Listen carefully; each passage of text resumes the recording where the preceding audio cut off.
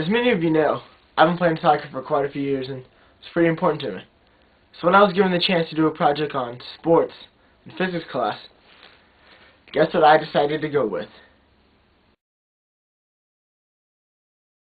Now to help me on this project, see two guys.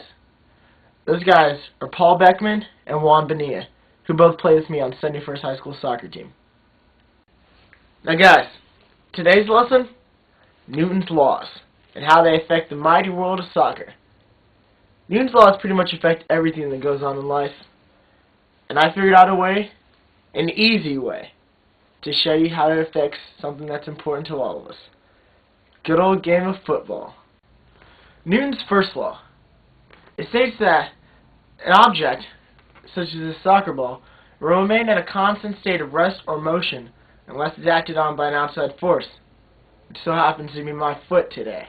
I'm sure that now you've heard all about Newton's first law, you want to see it in action. So here it is. Alright, I gotta put this wedge in. Let's do this.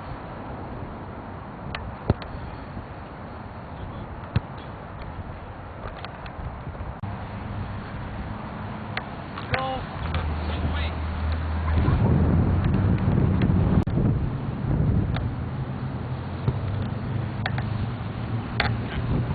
Oh, baby! Here we go. Let's go. Go!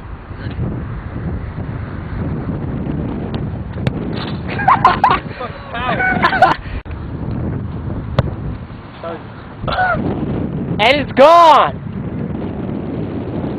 When force acts upon an object, the soccer ball, the acceleration that results is directly proportional to the net force and has a magnitude that is inversely proportional to the mass. The direction of the acceleration is the same as the direction of the force.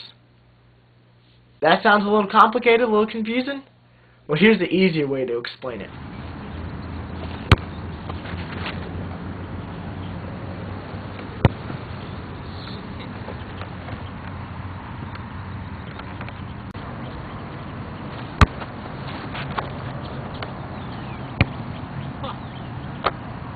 Oh my God.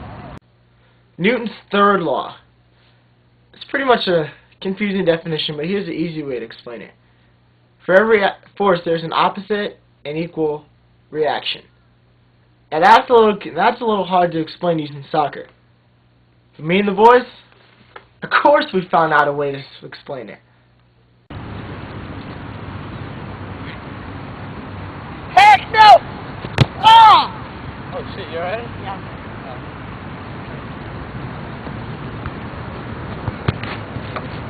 Come to it.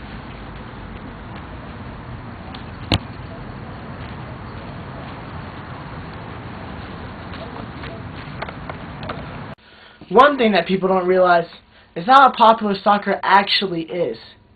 More countries in the world play soccer than play any other sport such as American football or baseball.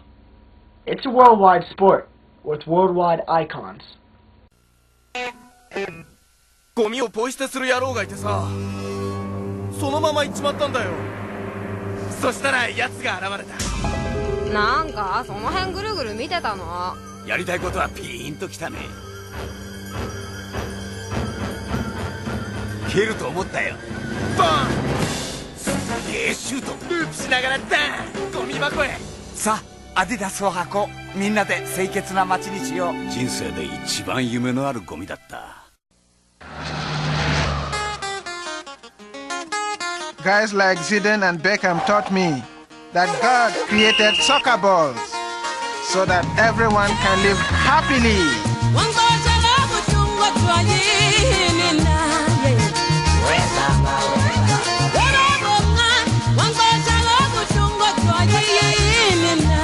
Thank you, God.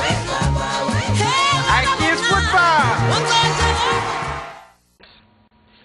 The interesting thing about soccer is how many different cultures have played a sport similar to the modern game, but no one can really say when or where it began.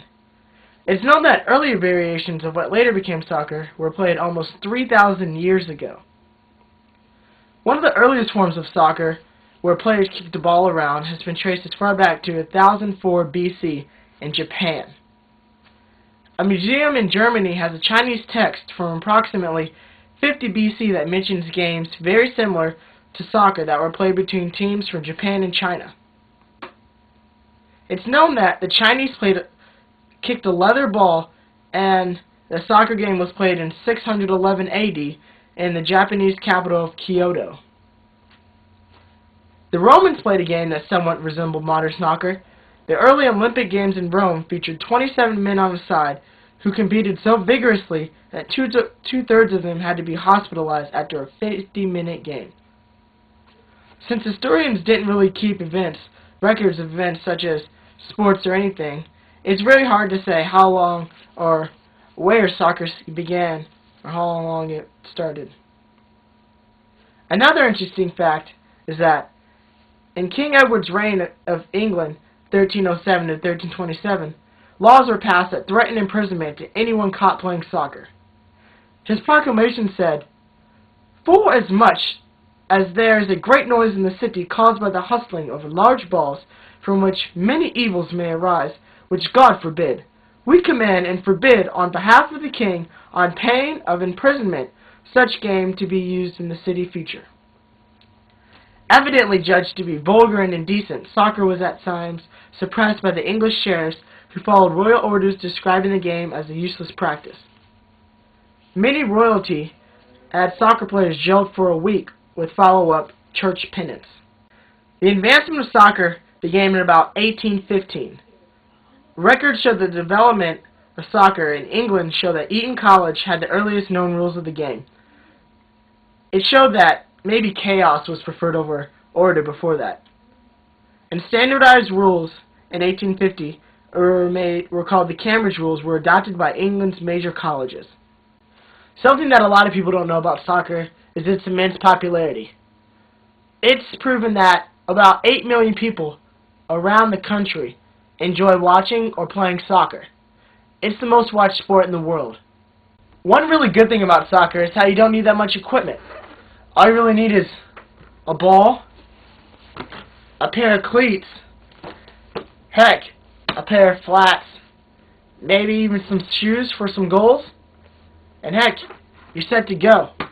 You can play on any surface, cement, rubber, grass, dirt, if you wanted to, glass. It's just that easy. It's not a high-maintenance sport like all these other sports that you need pads and stuff. It's a simple, beautiful game.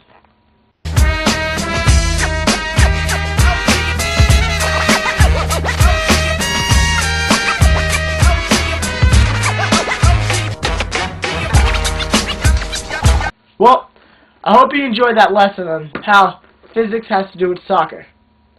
Right now, I'm going to go play some soccer because all this talking about it's made me thirsty for it. But anyways, I hope that someday you decide that you want to play soccer because it just sounds that cool. Thanks, and bye.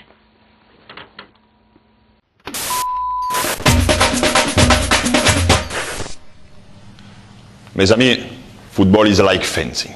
It's a noble art. This is Zlatan. Can you beat this? En garde.